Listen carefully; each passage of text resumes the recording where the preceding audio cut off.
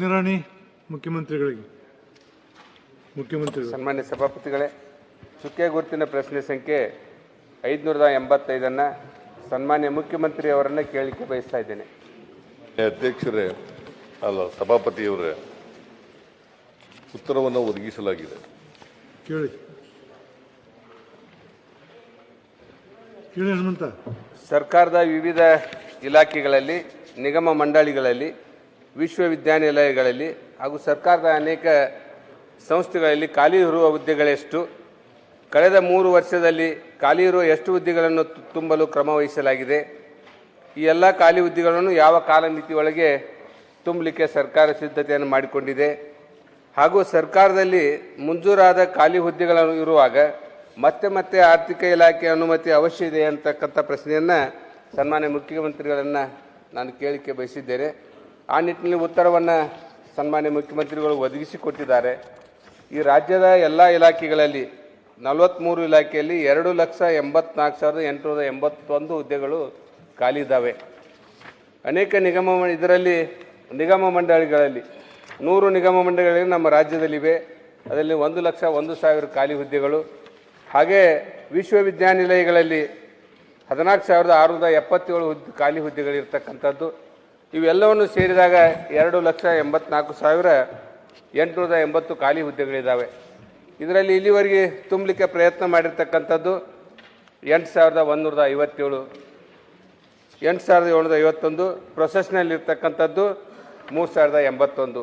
ಹಾಗಾದರೆ ಇವತ್ತು ರಾಜ್ಯದಲ್ಲಿ 8,100 ಹುದ್ದೆಗಳನ್ನು ನಾವು ತುಂಬತಕ್ಕಂಥ ಪ್ರಕ್ರಿಯೆ ಆಗಿದೆ. ಪ್ರೊಸೆಸ್ನಲ್ಲಿರ್ತಕ್ಕಂಥದ್ದು 3,800 ಹೊರತುಪಡಿಸಿದರೆ ಇನ್ನೂ 2,52,000 ಹುದ್ದೆಗಳನ್ನು ತುಂಬಬೇಕಾಗಿದೆ. ಸನ್ಮಾನ್ಯ ಮುಖ್ಯಮಂತ್ರಿಗಳಲ್ಲಿ ನಂದು ವಿನಂತಿ ಇದೆ, ಧಾರವಾಡದಲ್ಲಿ, ಬಿಜಾಪುರದಲ್ಲಿ ಬಡ ವಿದ್ಯಾರ್ಥಿಗಳು ತಮ್ಮ ಅಭ್ಯಾಸವನ್ನು ಮಾಡಿಕೊಂಡು ಶಿಕ್ಷಣವನ್ನು ಕಲಿತಕ್ಕಂಥ ಸಂದರ್ಭದಲ್ಲಿ ಭಾಳಷ್ಟು ಹೋರಾಟಗಳು ಪ್ರಾರಂಭ ಆಗಿದ್ದಾವೆ. ಎಷ್ಟು ಮಟ್ಟಿಗೆ ಹೋರಾಟ ಆಗಿದ್ದಾವೆ ಅಂದರೆ ಭಾಳ ದೊಡ್ಡ ಪ್ರಮಾಣದಲ್ಲಿ ಹೋರಾಟ ಆಗಿದೆ. ಕಾಲಮಿತಿಯೊಳಗೆ ತುಂಬತಕ್ಕಂಥ ವ್ಯವಸ್ಥೆಯನ್ನು ಮಾಡಬೇಕು ಅಂತಕ್ಕಂಥ ಒಂದು ಕಳಕಳಿ ವಿನಂತಿಯನ್ನು ನಾನು ಈ ಸಂದರ್ಭದಲ್ಲಿ ಮಾಡ್ಕೊಳ್ಳಿಕ್ಕೆ ಬಯಸ್ತಾ ಇದ್ದೇನೆ. ಇಲ್ಲಿವರೆಗೂ ಆರ್ಥಿಕ ಇಲಾಖೆಯಿಂದ ಅನುಮತಿ ತೆಗೆದುಕೊಂಡು ಕೇವಲ 24,300 ಹುದ್ದೆಗಳು. ಆದಷ್ಟು ಬೇಗನೆ ಎಲ್ಲ ಹುದ್ದೆಗಳನ್ನು ತುಂಬತಕ್ಕಂಥ ಪ್ರಕ್ರಿಯೆಯಲ್ಲಿ ಸರ್ಕಾರ ಏನು ಕ್ರಮ ಜರುಗಿಸ್ತೈತೆ ಅಂತಕ್ಕಂಥದ್ದು ತಿಳಿಸಬೇಕು. ಮುಖ್ಯಮಂತ್ರಿಗಳು.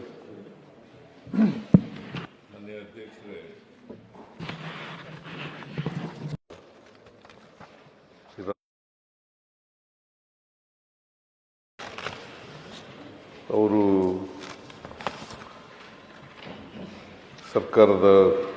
ಸರ್ಕಾರದಲ್ಲಿ ಕೆಲವು ಪ್ರಶ್ನೆಗಳನ್ನು ಕೇಳಿದ್ದಾರೆ.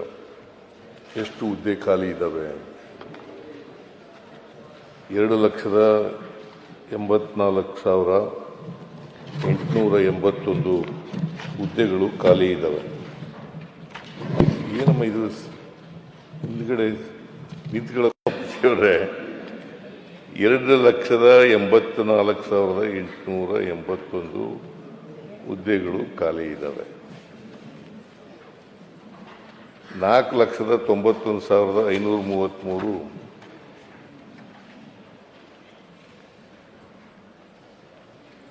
4,91,533 ಹುದ್ದೆಗಳು ಭರ್ತಿಯಾಗಿರ್ತವೆ. ಇದರಲ್ಲಿ ಹೊರಗುತ್ತಿಗೆ ಮತ್ತು ಗುತ್ತಿಗೆಯಿಂದ ಮಾಡಿರ್ತಕ್ಕಂಥ ಹುದ್ದೆಗಳು ಸುಮಾರು 96,844 ಇವನ್ನ ಭರ್ತಿ ಮಾಡಿದ್ದೀವಿ.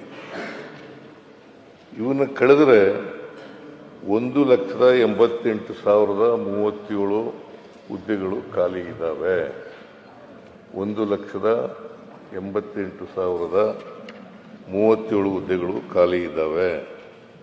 ಆಮೇಲೆ ವಿವಿಧ ನಿಗಮ ಮಂಡಳಿಗಳಲ್ಲಿ ಬೋರ್ಡ್ಸ್ ಅಂಡ್ ಕಾರ್ಪೊರೇಷನ್ಗಳಲ್ಲಿ 1,01,420 ಹುದ್ದೆಗಳು ಖಾಲಿ ಇರ್ತಕ್ಕಂಥವು. ಆಮೇಲೆ ವಿಶ್ವವಿದ್ಯಾನಿಲಯಗಳಲ್ಲಿ 14,677 ಹುದ್ದೆಗಳು ಖಾಲಿ ಇದ್ದಾವೆ.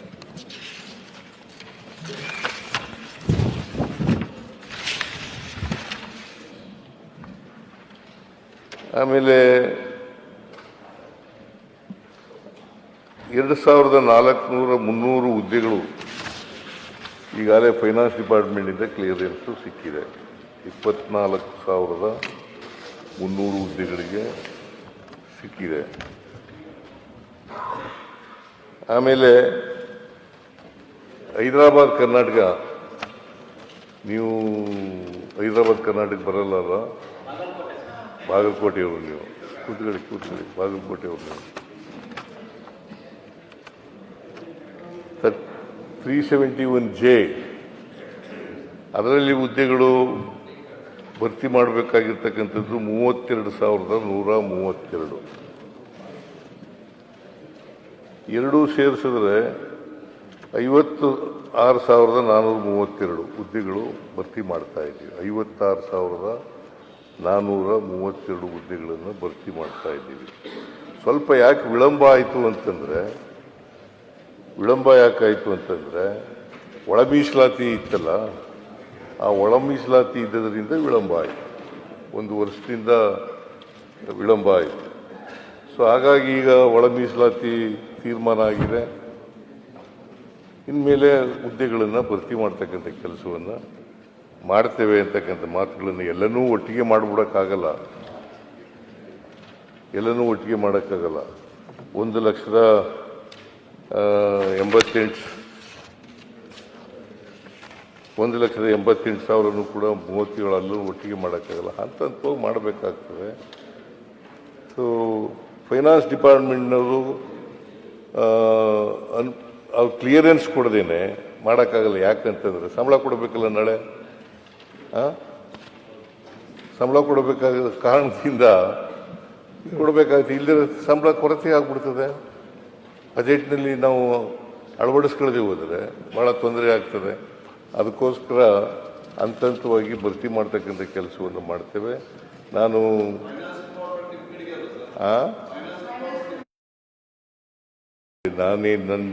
ನಾನೇ ಫೈನಾನ್ಸ್ ಮಿನಿಸ್ಟ್ರು.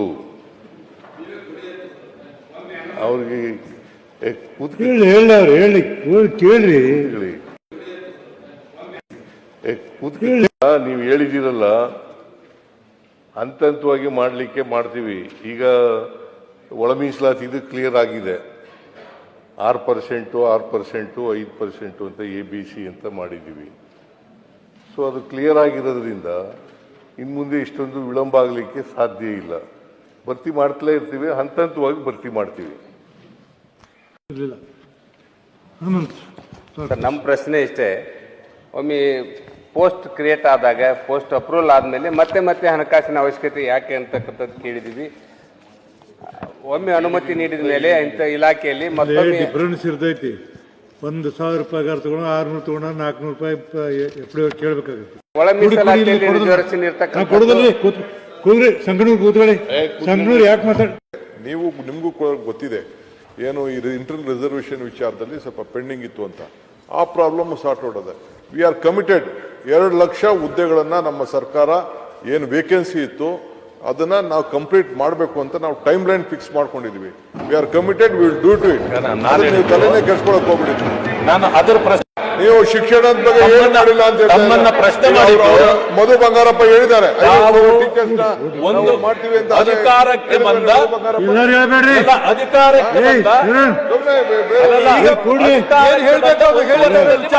ಹೇಳಿದ್ದೀರಿ ನೀವು.